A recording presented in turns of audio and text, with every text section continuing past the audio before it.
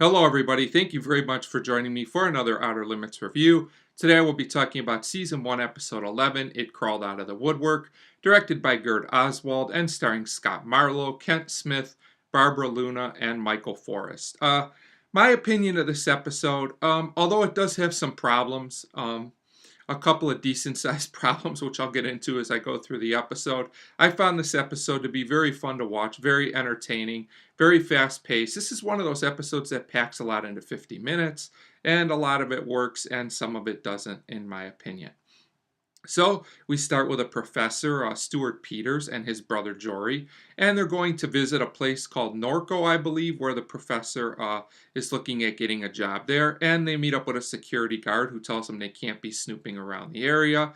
But when they leave, the guard is killed by a strange energy force. We're not really sure what it is yet, but it turns out that he's disobeyed some kind of order. He also has a machine which I guess looked like a pacemaker on him, and it turns out I was correct about that. So an interesting setup for the episode. So we go to the professor and his brother Jory once again, and it turns out that there was a warning that they got from the guard that told him not to go back to Norco. So of course the professor is curious about this. He checks out Norco for himself, and he meets up with a Dr. Black at this point, who tells him a little bit about the job he will be doing, but it's all a little bit vague, and we'll find out that's for good reason.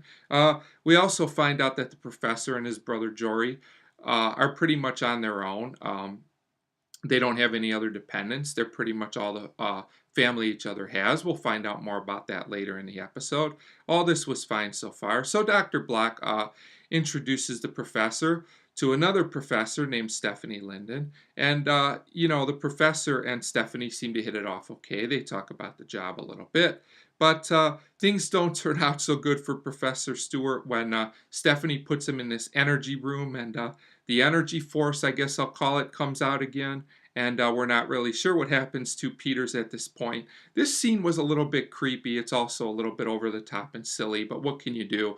As far as the special effects in this episode of the energy force, I thought they were good for the 60s. They don't really hold up from a modern perspective, but if you judge them for when they were made, they're quite good for 60s TV, I would say, overall. So at this point, we cut away to Jory and his girlfriend, Gabby. We're introduced to her, and they chat. And I have to say that this character, Gabby, is very supportive throughout the episode. I liked her quite a bit. Turns out Jory's upset about some things. You can see he's a very paranoid person who's unsure of himself, and there's reasons for that. It also turns out he thinks someone's been in his room, things like that. We also get a story about how his parents passed away in an accident, and it seems like it's caused some tension between him and his brother over the years, although they seem to get along for the most part.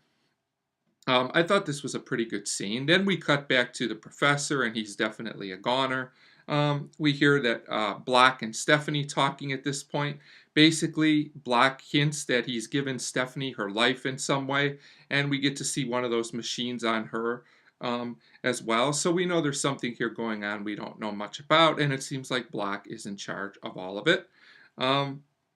At this point, Jory wants to go back to Norco to investigate because he hasn't heard from his brother, but he can't get in. The guard basically pushes him away. The guard also has one of these machines on him.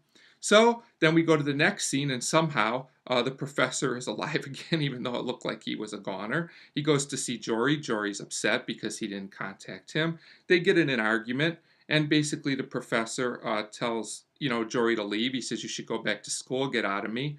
Get out of here, leave me alone, make your own decisions."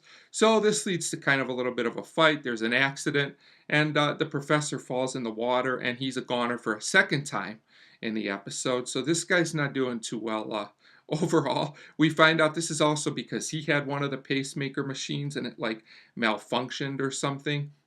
So Jory is questioned by detectives about all this. We learn for sure that the machines are pacemakers, but the situation's very suspicious because Jory's not sure why his brother would have needed one of these. Things aren't adding up. So this leads the detective to go to Norco to question Stephanie and Dr. Black, but her explanations don't really make a lot of sense, and the detective realizes this. The facts are just not adding up. So ultimately, this leads Stephanie to try and get the detective to go into the room where the energy force lives so she can do away with the detective as well. But it seems like she can't go through with it. But then this part was a little bit strange. The detective goes in anyway. We see someone locking the door, but then Stephanie either changes her mind again or it was someone else who locked the door. I'm not really sure. But anyway, the detective gets out and Stephanie is now upset. The only problem is before Stephanie can make the whole situation clear, Block comes back in and now he has a weapon. He has a gun. So Block kind of explains a little bit what's going on. He explains that this life force, whatever you want to call it, is pure energy that he wants to control. And it turns out that when some of his employees wanted to stop all this from happening, he basically took over. This is only half convincing. Block is the villain's a little bit over the top, although he's entertaining. This whole thing just didn't come across as totally believable to me. But if you just go with it, it kind of works. Others might find it to their satisfaction. So, of course, this leads to a struggle for the gun because that's what seems to happen in these Outer Limits episodes. Somehow Stephanie winds up with it. I have no idea how. She shoots Block, and it looks like he's a goner, but I'll get back to that. So we go back to Jory and Gabby, and they talk. And Jory's still unsure of himself. He's not sure what he should do. This was an okay scene. Like I said, Gabby's a supportive person. We go back to Stephanie. She's upset because she thinks she killed Block.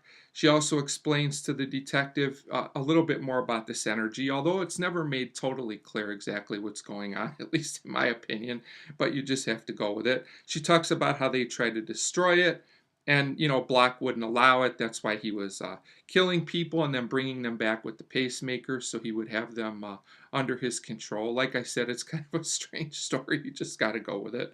So at this point, somehow Block isn't a goner quite yet. He's able to get up long enough to hit a button to release the energy, and then he conveniently falls back over, and now he's a goner. I thought this was really silly. This didn't work for me at all, but, I guess it's okay. So basically, the energy's on the loose now, and I have to say this was a more effective special effect when we saw it in small doses, but I guess they didn't really have a choice. The special effects are okay here.